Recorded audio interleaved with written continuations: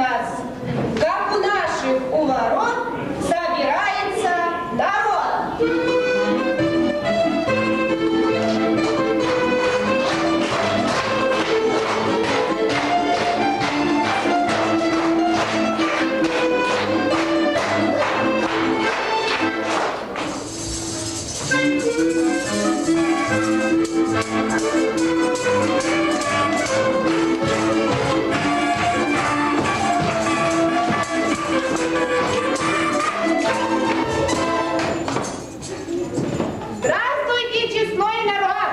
Здравствуйте, гости дорогие! Здравствуйте! Гончары, кружевницы, рукодельницы, мастера игрушки делать поработали на славу. Людям на радость! Народ собирается, ярмарка начинается!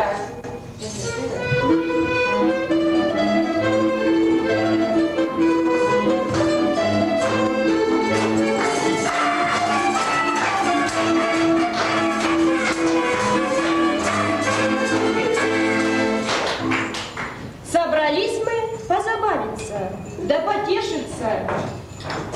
Красному гостю красное место, просим на избу красную, а хлеб-соль по-старинному, с хлебом-соль всякая шутка ладится. Где потеснее, там и повеселее.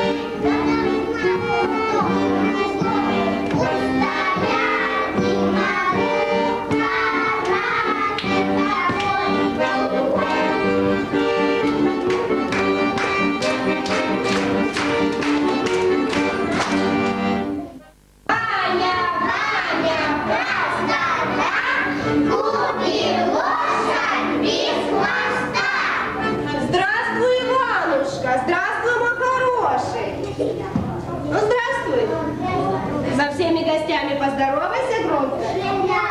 И вот еще гости. Еще.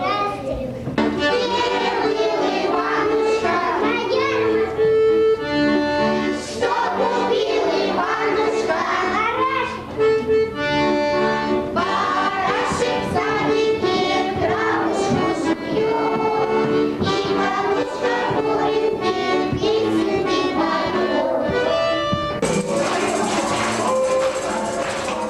23 апреля ясли-сад «Журавлики» разрезан Нюрингринский проводил детскую ярмарку. Программу подготовили музыкальный руководитель Наталья Владимировна Липовая, методист Нина Васильевна Зентуль, ведущая Кунгурова Лариса Георгиевна. В программе принимали участие дети 5-летнего возраста.